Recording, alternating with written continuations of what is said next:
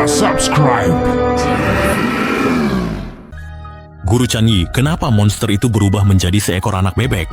Aku menggunakan ajaran Mahayana membersihkan jiwa dan melepaskan obsesi. Dia anak bebek tak berbahaya bagi siapapun. Anakmu juga sudah aman. Terima kasih, Guru Chanyi. Terima kasih sudah menyelamatkan anak saya. Ingatlah, jangan pernah membunuh makhluk hidup. Semua makhluk hidup setara. Manusia dan hewan harus hidup harmonis. Setelah mendengar nasihat Guru Chanyi, kami tersentuh. Sejak itu, kami tak pernah lagi menangkap hewan kecil. Setelah semua aman, kami langsung pulang ke rumah karena ayah dan ibuku mau pergi kondangan dan aku langsung masuk ke kamar untuk bermain game.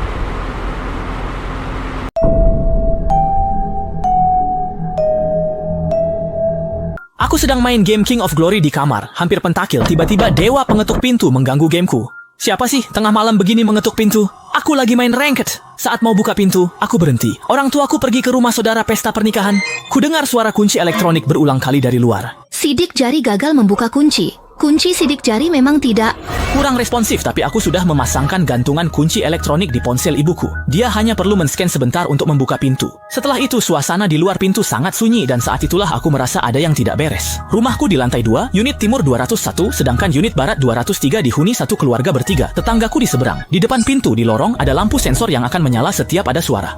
Namun, saat mengintip lubang intip, gelap. Tiba-tiba, suara keras menghantam pintu, bergetar. Aku terlonjak. Setelah tenang, kembali mengintip. Tetap gelap, tak ada apa-apa. Seharusnya tidak begitu. Kenapa lampu sensor tidak menyala? Dari celah bawah pintu, jelas di luar sudah ada cahaya. Apakah lubang intip ditutupi? Atau orang di luar mengintip? Firasatku mengatakan, kekuatan itu bukan manusia. Siapa itu tengah malam begini masih saja mengetuk-ngetuk? Anak saya besok masih harus sekolah, tahu? Suara tidak puas dari ibu tetangga seberang, Liu Ying, tiba-tiba terdengar. Aku buru-buru mengambil ponsel, meneleponnya lewat WeChat, berharap dia tidak langsung membuka pintu, melainkan mengangkat teleponku dulu.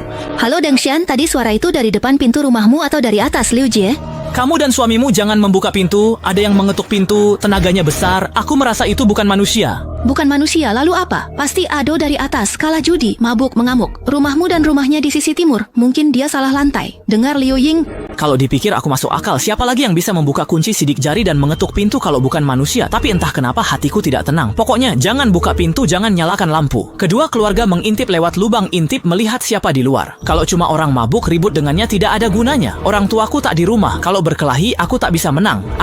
Keluargaku menyalakan lampu. Aku belajar taekwondo, suamiku siap memeriksa pintu. Jadi, aku buru-buru ke pintu utama, mengintip lubang intip. Kulihat beruang hitam besar ganas di lorong. Karena suara Liu Ying, beruang itu menghadap rumah Liu Ying. Diam. Tepat saat aku belum selesai terkejut melihat beruang, pintu seberang tiba-tiba terbuka. Suami Liu Ying, Xu Zheng, mendorong pintu. Beruang hitam itu seketika menerobos masuk rumah Liu Ying. Beruang itu menerkam Xu Zheng, langsung menggigitnya kejam. Ying! Jangan keluar ya, di depan pintu ada beruang hitam besar. Tak ada respons dari ponsel, hanya suara ponsel dan jeritan Xu Zheng dari depan pintu bersamaan. Aku pun mengintip melalui lubang intip melihat situasi di seberang. Kulihat Xu Zheng tergeletak di tanah, Miluosifen-nya diseret beruang hitam itu. Saat beruang itu makan setengahnya, tiba-tiba ia berdiri dan berbalik, menatapku dengan tatapan ganas. Oke? Baik Liu Yu, tutup pintu kamar dan tetaplah bersama Niu Niu, jangan keluar. Suamimu taekwondo digigit beruang. Aku dan Niu Tidak apa-apa. Aku sudah mengunci pintu kamar dan bersembunyi di balkon kamar utama. Apakah beruang hitam ini kabur dari kebun binatang liar di sebelah? Soalnya di sini memang tidak ada beruang hitam. Setelah mendengar Liu Ying, aku teringat di dekat rumahku ada kebun binatang liar. Beberapa hari lalu ada berita beruang hitam menggigit pengunjung. Bagaimanapun, yang paling penting sekarang melapor ke polisi. Setelah menutup telepon Liu Ying, aku menelepon 110 dan menceritakan detail kejadian. Saya sudah memberitahu polisi semua situasinya, tapi mereka bilang kekurangan personel, butuh sekitar 20 menit untuk sampai. Hati saya cemas tenang, tapi benarkah di luar hanya beruang? Lalu siapa menutupi lubang intip pintu? Dan siapa meninggalkan sidik jari? Apa mungkin beruang hitam menekan? Saat itu juga bel pintu ruang tamu. Apa mungkin polisi datang? Tapi baru 7 atau 8 menit saya menelepon. Apa polisi secepat itu menangkap beruang hitam? Atau mungkin beruang hitamnya pergi, polisi tidak menemukan, jadi mereka menekan bel pintu. Dengan penasaran, sebelum membuka pintu, saya kembali mengintip lewat lubang intip. Saya melihat keluar dan yang terlihat hanyalah kegelapan. Apakah itu benar polisi? Saya penelepon polisi tadi. Saya bimbang mengucapkan kata-kata itu, tapi tidak ada jawaban. Ini aneh. Rumah Liu Ying pintunya terbuka lebar. Meskipun lampu sensor di lorong mati, dari lubang intip seharusnya bisa melihat rumah Liu Ying. Kenapa yang terlihat justru gelap? Kecuali ada yang menutupi lubang intip. Tiba-tiba, terdengar suara ketukan pintu. Saya terkejut dan mundur beberapa langkah, membuat saya ketakutan. Mengapa beruang hitam ini cerdas? Ia tak bisa buka kunci sidik jari atau bongkar pintu, tapi terpikir berpikir menekan bel, menipu saya agar membuka, bahkan menutupi pandangan. Untung saja saya tak buka pintu, kalau tidak, mungkin bernasib sama seperti Shujeng. Di grup WeChat penghuni, beberapa penghuni gedung terbangun karena suara, bertanya apa yang terjadi. Beruang hitam kebun binatang kabur, kini di lantai kami. Saya sudah lapor polisi, jadi tolong jangan... Tadi aku mendengar suara keras seperti pintu dipukul dan teriakan ngeri sampai membuatku terbangun ketakutan. Di tempat kalian aman kan? Beberapa penghuni belum di grup. Jika ada kontak WeChat penghuni yang belum masuk grup, mohon infokan. Shujeng, tetangga seberangku, Sepertinya dia sudah diterkam beruang. Suara jeritan mengerikan tadi. Teman-teman, jangan keluar rumah sembarangan. Polisi bilang mereka akan tiba 20 menit lagi. Kalau kalian melihat pesanku ini, orang di kompleks tidak akan nekat keluar kan? Setelah itu, aku menelepon ayahku. Khawatir polisi gagal menangkap beruang. Dan saat fajar orang tuaku pulang bertemu beruang hitam. Itu berbahaya. Aduh, kami kan besok sudah pulang. Nak, sudah malam begini kamu masih menelepon ayah. Ada apa? Ayah, besok jangan pulang. Beruang memangsa pengunjung di kebun binatang kabur. Sekarang ada di lantai kita. Beruang hitam sudah memangsa tetangga di seberang. Shujeng, polisi sudah datang, tapi belum tahu kapan bisa menangkapnya. Kalian berdua sebaiknya menginap di hotel. Tunggu sampai aman baru pulang.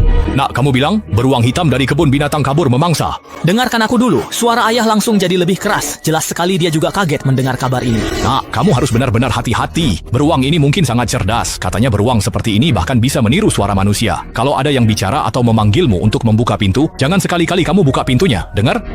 Ayah, jangan menakut-nakuti aku dong. Barusan di depan rumah ada suara kunci sidik jari dan bel pintu. Menurut ayah, apa mungkin itu beruangnya? Sangat mungkin. Kamu tetap di dalam rumah dan jangan buka pintu. Aku akan hubungi pamanmu supaya dia bekerja sama dengan polisi menangkap beruang itu. Nanti kalau sudah aman, aku akan kabari kamu ya. Aku mengerti. Setelah ayah berkata, meskipun polisi di luar menyuruh buka pintu, aku tidak berani. Di rumah bersama anjing lebih aman. Aku membuka grup pemilik rumah dan melihat banyak orang bergabung. Semuanya membahas kemunculan beruang hitam di kompleks kami. Aku baru pindah ke sini, sudah terjadi hal seperti ini. Tapi dengan salju sebesar ini, aku juga tidak ingin pergi kerja. Sekarang aku punya alasan lebih kuat. Haha. Masa sih? Tepat di bawah rumahku. Kenapa aku tidak mendengar apa-apa? Liu Ying mengirim pesan. Ada yang mengetuk pintu kamarku. Sudah ku jawab, tak ada respons, hanya ketukan. Deng Xian, intip dari lubang intip rumahmu. Ada apa? Beruang hitam pintar. Dia bisa mengetuk pintu dan menekan bel rumahku.